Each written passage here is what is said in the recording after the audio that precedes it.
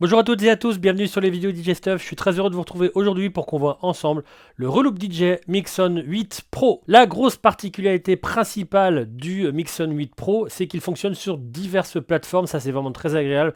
Si vous êtes plutôt un utilisateur d'ordinateur, il va vous permettre de mixer sur Algorithm DJ ou alors sur Serato DJ Pro, avec lesquels il va vous activer le fonctionnement. Aucun souci avec aussi le Neural Engine pour les stems sur Algorithm, évidemment aussi les stems sur Serato. Ça, c'est le truc, c'est la grosse fonction du moment depuis plusieurs mois. Donc oui, ça fonctionnera aussi.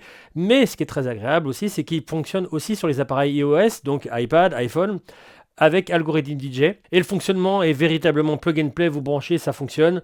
Il y a un petit interrupteur, on va voir ça tout de suite dans les connexions, qui vous permet de basculer.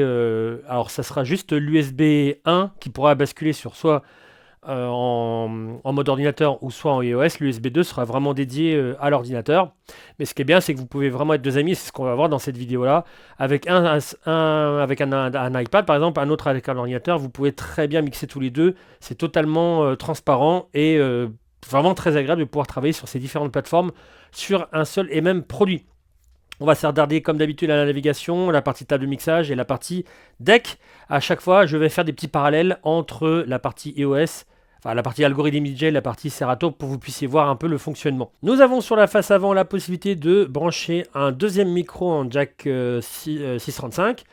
Le petit bouton ici pour l'ajustement du crossfader, c'est très bien qu'il puisse rentrer. Les autres marques devraient prendre l'exemple d'avoir beaucoup plus ce bouton-là plutôt que d'avoir des boutons. Vous savez, quand vous faites un choc sur le côté, ça peut l'embarquer comme ça. Enfin bon, bref, très très bonne initiative. Et ici, vous avez la partie casque avec les deux sorties en 3.5 et 6.35 en jack, évidemment.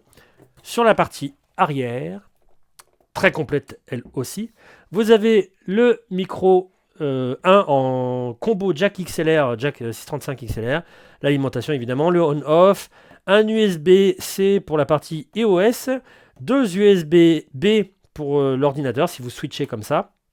C'est notamment ce qui va se passer dans la vidéo. J'ai mon ordinateur en USB-B ici et en USB-A. Alors c'est un peu, oui, c'est un peu différent parce que ça c'est pas de l'USB-A, hein, mais disons qu'en partie A je vais avoir mon iPad et en partie B j'ai mon ordinateur, mais c'est bien des ports USB-B. Vous avez aussi la possibilité de brancher des platines à la fois phono et à la fois line si vous souhaitez faire du phono pur ou du line pur ou surtout du DVS. C'est possible à la fois sur les deux logiciels qui seront présentés juste après. Vous avez la possibilité d'avoir une sortie boost secondaire en jack 3.5, une sortie RCA XLR pour le master, et vous avez évidemment les volumes qui correspondent sur la face avant. On arrive sur la navigation. Donc la navigation va être commune à la fois sur iOS et à la fois sur Serato. Vous voyez, les deux bougent en même temps. Bon, bah, dans ce cas-là, vous allez vous mettre sur la playlist qui vous convient. Par exemple, sur l'iPad, j'ai ma playlist, j'ai mon morceau, hop, je le drop et je peux le lire comme je le souhaite. Et pour la partie ordinateur, pareil, sur Serato, je vais sur la playlist qui me convient. Alors évidemment, ça va faire bouger aussi l'iPad, mais ça, c'est pas très grave. Une fois que je suis sur le bon morceau, enfin la bonne playlist et le bon morceau, j'appuie sur load et il fonctionne aussi, aucun souci. Bien évidemment, ça sera le même morceau. C'est un morceau avec lequel il y a des petits vocaux pour lesquels je vais pouvoir montrer un petit coup rapidement les stems et les différences que vous pourriez avoir entre les stems de Algorithm DJ et de Serato. Voilà pour la navigation. Tout ce qui touche aussi à la navigation, vous avez un bouton View ici avec le bouton Shift. Donc quand vous faites View, ça va vous faire différentes vues comme ça, à la fois sur Serato et à la fois sur Algorithm DJ. Et par contre, au niveau des vues ici, alors je vais mettre volontairement B ici et B ici. Pourquoi? Puisque ça sera un fonctionnement que sur Serato. Donc si vous avez un morceau que vous aimez bien, par exemple, je sais pas, celui-là, vous pouvez aller dans le lot de prépare. Vous pouvez afficher le lot de prépare si vous le souhaitez. Pardon, hop, c'est mieux avec le bon bouton. Lot de prépare, vous voyez, j'ai bien le Noctural dans le lot de prépare. Alors je peux, si je le souhaite, le supprimer de mon lot de prépare. Ensuite, je peux afficher les différents panels, donc c'est-à-dire sampler, sampler scratch, FX, la partie record, etc. Si je le souhaite, ou rien du tout. Et à la fin, EAUA, c'est les petites parties de la navigation, selon un peu votre propre manière de naviguer dans la partie de navigation. Voilà pour tout ce qui est la partie browse, qu'on appellerait ça, hein, browse en anglais, et on va passer sur la partie table de mixage. Donc une fois que mon morceau il est lancé, je peux le lancer sur un deck et en faire aussi du instant double. J'ai oublié de le dire, mais vous faites un double load et ça fait le instant double. Là je ne le fais pas, pourquoi? Parce que je vais avoir la partie USB-A, la partie USB-B, donc je ne peux pas faire un instant double sur deux machines différentes. Évidemment, ça sera sur une seule et même machine. Mais en tout cas, il fonctionne, il n'y a aucun souci. Une fois que mon morceau il est lancé, la partie gain et EQ sera exactement la même, et la partie filtre aussi, sur Serato ou sur Algorithm DJ. Donc voyons ce que ça donne. Donc la partie gain, EQ,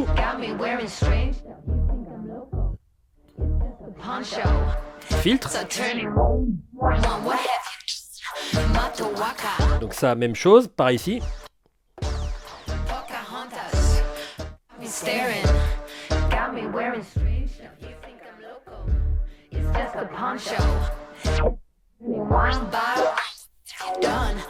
Donc fonction totalement identique. Ensuite, ne l'oublions pas, nous avons la pré-écoute qui vous permet d'écouter chaque voix comme vous le souhaitez, la voix 1, la voix 2, la voix 3.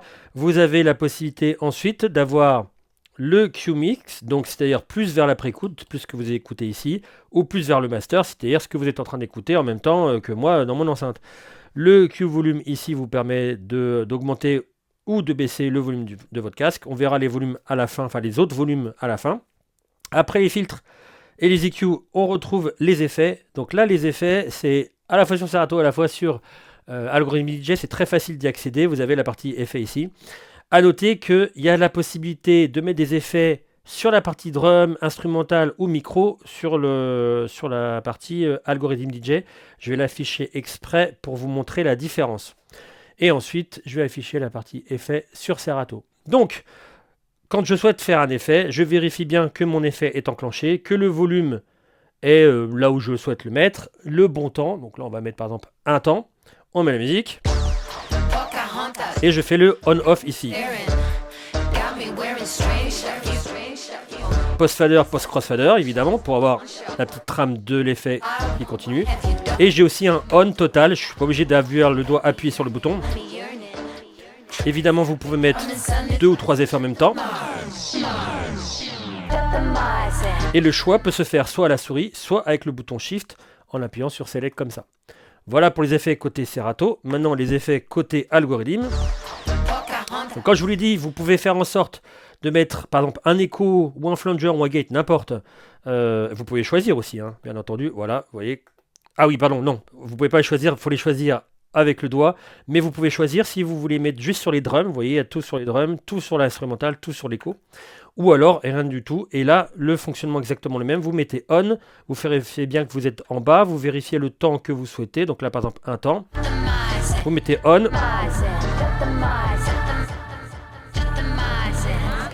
Et vous avez bien votre écho. Évidemment, vous pouvez faire 3 effets en même temps.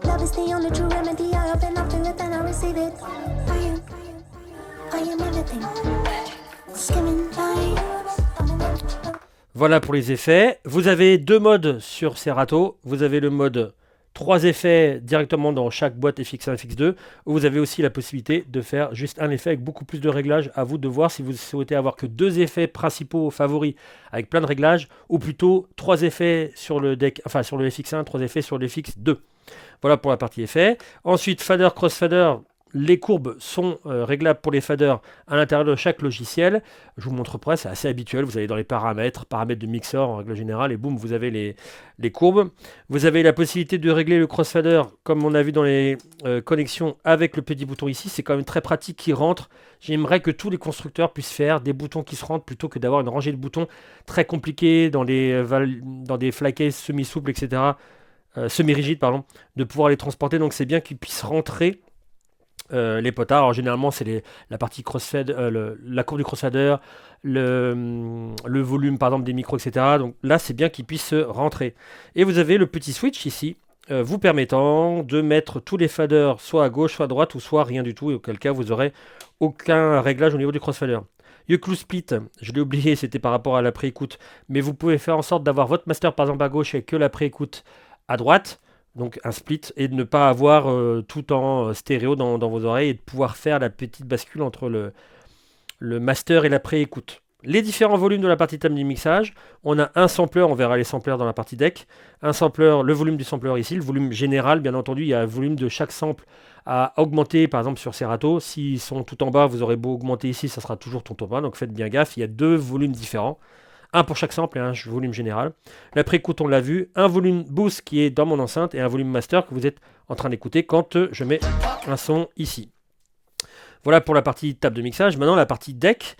Et on va voir les petites différences qu'il y a entre Serato et Algorithm DJ. Donc déjà, la partie deck, vous avez un beau jog, assez large quand même pour être confortable pour le mix. Bien entendu, il scratch ou non. Donc là, il scratch. Si je mets Shift vinyle, il ne fera que du bending. Hop. Et vous avez pas mal d'instructions, d'indications dans le jog. Si c'est l'USB 1, l'USB 2, regardez, si je switch, je n'ai plus. Là, c'est du through, donc il ne met rien du tout. Donc j'ai bien toutes les indications, le temps restant, le temps écoulé, le BPM et le pitch si je bouge, ma variation, le range. Vous voyez ici, si j'appuie sur Shift, vous avez le 16%. Enfin, en tout cas, beaucoup d'indications qui font, par exemple, quand il est en boucle, si je le mets en boucle, par exemple, in, out. On voit bien que la boucle est en cours, etc. Donc, bon, on l'entend aussi, mais ça permet de le voir aussi visuellement. Donc, il y a quand même pas mal de paramètres visibles qui font que vous n'avez pas trop besoin lors du mix. Évidemment, quand vous allez charger votre morceau, oui, mais lors du mix, vous n'avez pas trop besoin de regarder l'écran. C'est très agréable, hormis par exemple pour les effets. Donc, un jog confortable. Vous pouvez, je ne l'ai pas dit au dès le début de la vidéo, mais vous pouvez mixer sur 2 ou 4 decks. Vous avez vu, il y a 4 faders évidemment. Et donc, il y a le deck 4 et le deck 2. Ici, le deck 1 et le deck 3. Pareil, regardez ici, deck 4, deck 2. Alors déjà, vous n'avez pas la même indication puisque vous n'avez pas de morceau sur le deck 4. Mais imaginons que vous aviez un morceau. Vous pouvez directement savoir que vous êtes avec l'illumination et avec le petit chiffre. Vous savez que vous êtes en deck 4 ou en deck 2. On va faire le tour des transports. Donc vous avez, comme d'habitude, votre bouton Q pour le premier point d'accrochage, le bouton Play pour la lecture. Ensuite, avec le bouton Shift, vous pouvez faire un mode stutter, comme un premier haut Q, c'est-à-dire comme si vous en aviez 9 en fait, plutôt que d'en avoir 8 ici. Et ensuite, le bouton Q fait office de Start. Ensuite, vous avez des boutons paramètres, etc. ici, mais ça concerne plutôt la partie des pads, donc on va pas le regarder. Quand on remonte, vous avez le keylock qui correspond au pitch, donc pareil, on le verra un peu plus tard. Un silent cue et un auto loop, pareil, on verra plus tard avec la loop. Un sleep mode, ici, vous permettant de faire des actions par-dessus la musique, mais la musique continue derrière. Regardez, si je fais un out cue, par exemple, ça répète l'out cue. Si je fais le sleep mode,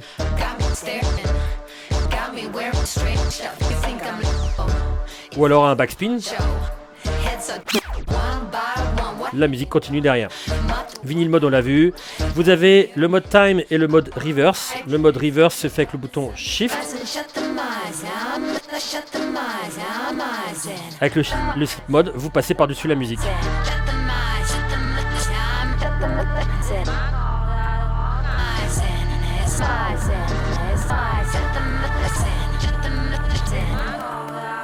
Etc. Et je crois qu'on a fini sur les transports. Vous avez donc un large pitch qui vous permet de mixer. Alors vous pouvez évidemment appuyer sur le bouton sync pour pouvoir caler vos deux morceaux ensemble, mais vous pouvez très bien mixer avec le pitch. J'ai trouvé qu'il était au niveau de la réponse, au niveau du mouvement, assez retenu mais glissant un petit peu. Enfin, c'est très agréable de l'utiliser. Vous avez une LED qui s'allume quand vous êtes à 0%, pratique aussi visuellement. Et donc, il confère beaucoup de confort pour mixer dans de bonnes conditions si vous n'utilisez pas vos yeux, mais plutôt vos oreilles et votre cerveau. Il est accompagné, comme on l'a vu, d'un pitch range, donc qui vous permet de changer de pourcentage, donc plus ou moins 8%, plus ou moins 16%, plus ou moins 50%, et accompagné d'un master tempo, enfin keylock, qui vous permet de verrouiller la tonalité pour éviter d'avoir cette variation ici quand on appuie. Vous ne faites varier que le tempo et vous ne faites pas varier la tonalité originale du 0%. Ce bouton keylock fait aussi office de key sync avec le bouton shift. Comme vous avez un bouton sync pour caler 2 tempos différents ou 4 tempos différents, vous avez aussi un key sync qui vous permet de verrouiller, enfin de matcher, de combiner 2, 3 ou 4 tonalités de 4 morceaux en même temps si vous le souhaitez. Et le Silent Q, donc ça c'est assez pratique par exemple sur Serato, quand vous faites un effet et que vous souhaitez pas arrêter la musique comme ça ou faire pause ou un truc dans le genre, vous faites Silent Q, par exemple là si je fais avec le morceau, je mets un effet ici, là j'ai mon écho, je peux le faire avec le Sleep Silent Q.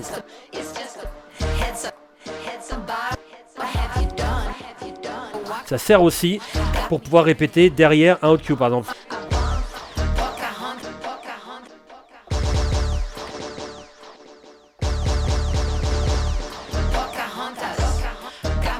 Etc, etc. Voilà pour les Silent Q. On arrive aux autoloops. Donc elles peuvent être automatiques. Vous avez ici un témoin vous répétant la longueur de la boucle. Vous pouvez diviser par 2 x 2. Évidemment quand vous arrivez en butée, ça va faire les petits temps que vous avez juste en dessous. Je vais mettre un petit peu moins parce que je ne m'entends pas. Voilà, donc vous pouvez aller jusqu'à 1/32e et jusqu'à je crois que c'est 32 temps quand tout s'allume. Je ne dis pas de bêtises, c'est bon. Donc par exemple je peux choisir 8 ans. Je fais mes 8 ans. J'ai mes 8 ans. Et je peux diviser par 2 ou x 2. Je peux aussi faire une boucle manuelle. In, out. Je peux la réduire, l'augmenter. Et ensuite, on le verra, mais je peux aussi la sauvegarder dans les saved loops ici. Voilà pour les autoloops. Je vais me remettre à 8 ans. Et on arrive sur la partie pad. Donc la partie pad va être un petit peu différente. Donc, là, pour le moment, je ne répète pas ce qu'il y a sur Algorithm DJ parce que c'est rigoureusement la même chose. Sur les pads, on va avoir une petite différence. On va pas revoir tous les effets. Je vais juste vous les expliquer et vous dire la différence que vous avez. Vous avez Hot Cue, Loop Roll, Saved Loop. Pour le moment, c'est la même chose. Sampler, pour le moment, c'est la même chose. Vous voyez, hop, Sampler. D'ailleurs, vous voyez ici, j'ai une loop d'activer. C'est pas la même coloration, mais en tout cas, j'ai une loop d'activer. Ensuite, vous allez avoir le pitch play. Là, voilà. Donc évidemment, pitch play. Ok. Pareil pour ici. Changement de tonalité sur le même Hot Cue. Donc à chaque fois, bien entendu, il va falloir appuyer sur Shift pour choisir votre Hot Cue et ensuite faire les manipulations. Ici, on a pas les save flips, parce qu'ici, on a les save flips. Vous savez, les flip mode, j'ai une vidéo dessus. Vous pouvez enregistrer une séquence de Hot Cue, des choses comme ça, et pouvoir les relancer. Donc, vous les enregistrez bien chez vous, et ensuite, vous pouvez les relancer un peu plus tard dans une soirée, par exemple. Ça vous permet de faire un truc, on va dire, propre, plutôt que vous de planter en soirée, si jamais vous n'êtes pas habitué à faire tel ou tel manip. Ici, vous allez avoir, alors là, je vais mettre les effets instantanés. Vous allez avoir les effets instantanés. Donc, je vais me mettre ici.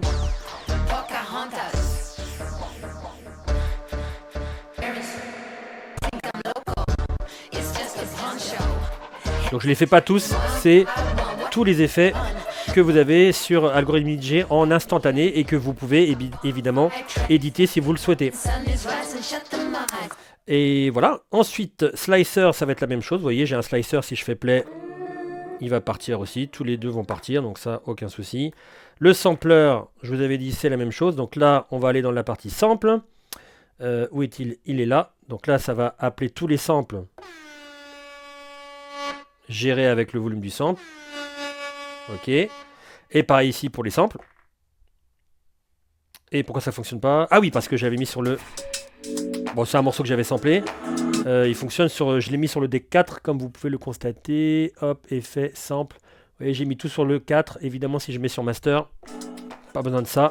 Ça marchera avec le volume du sample ici. Ça, c'est une chose qu'on peut pas faire sur l'algorithme DJ. On peut pas dire que les samples sont là. Moi, je trouve ça très pratique. Alors, ça fait que je me gourre quand je présente le matériel, mais je trouve ça très pratique. Parce qu'il est sur une voix plutôt que sur le master, et on peut pas vraiment le contrôler. Là, c'est bien, on peut le refiltrer, etc. Donc ça, je trouve ça très, très agréable.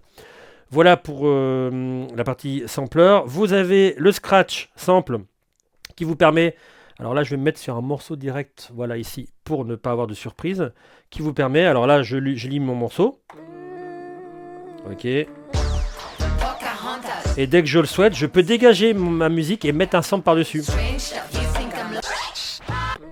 Et je peux revenir sur mon morceau. Ça charge vraiment le sample pour le scratcher ensuite. Voilà pour la partie sample. Et ensuite, on a, si je dis pas de bêtises, du MIDI mode. Alors ici, oui, alors ici j'avais mis le quantize, mais vous pouvez mettre ce que vous souhaitez. Ici, je crois que c'est un MIDI mode aussi, donc j'ai rien mis, mais vous avez 8 pads à chaque fois pour faire. Ici, il n'y a rien, mis à part le save loop. Vous voyez, slicer, save loop, mais si je fais shift, ça fait de la bascule aussi. Et ici, je crois que ça fait la même chose exactement ici. Ici, nous sommes avec le bouton shift à rien du tout. Et là, ça me remet encore le slicer save loop. Et là, on doit avoir aussi du MIDI mode pour la partie algorithme DJ. On s'y perd un peu avec la première couche, seconde couche, troisième couche. Voilà pour la partie pad.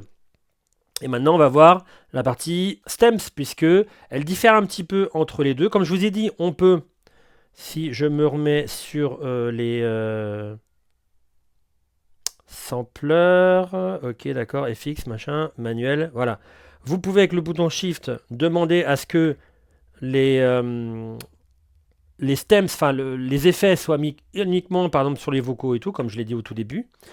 Pareil sur Serato, vous pouvez choisir les stems, mais vous ne pouvez pas choisir si c'est sur un vocal ou autre. Vous voyez, par exemple, si je fais Shift ici, vous n'allez pas avoir un truc qui clignote dans tous les sens. Ça ne fait rien. Et d'ailleurs, ma grosse surprise, et ça fera l'objet à la fin de Monsieur Chipote, je n'ai pas trouvé de réglage automatique de boutons directement sur le... Vous voyez, si j'appuie là, ça va faire les effets. Attendez, je vais les afficher aussi. Hop. Je vais retirer les samples. Vous voyez, je fais on ici. Donc ça fait bien mon on là. Si j'en mets deux, ça fait bien mon on là. Mais je n'ai pas de quoi... si je fais shift, pareil, ça va choisir l'effet. Vous voyez, comme je vous ai montré. Mais je n'ai rien pour activer les stems. Je ne sais pas pourquoi. Par contre... Sur Serato, ils sont quand même, ça m'a étonné, mais ils sont quand même de meilleure facture. Regardez, si je mets...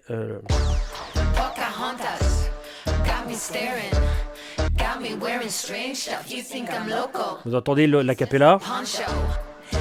Écoutez, c'est pas la même. Alors, je vais me mettre en mode stems ici.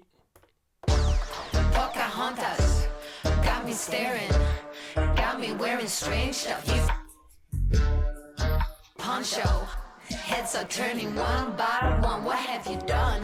Mato waka got me here. I'm inside.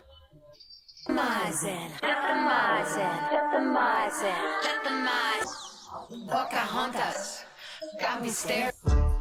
Got me wearing strange stuff. You think I'm loco? It's just. Oui, c'est pas hyper, c'est pas mieux que sur Serato, hein. Je sais pas si c'est la puissance de mon iPad, il est pas tout récent, mais c'est pas non plus un ancien. C'est un peu bizarre, mais je les ai trouvés quand même moins bons. On va faire aussi un truc bien par rapport à Serato, par contre, c'est qu'on peut les mettre sur les EQ. Donc il suffit juste d'activer là sur l'écran Neural Mix EQ. Et ensuite, quand vous jouez votre morceau,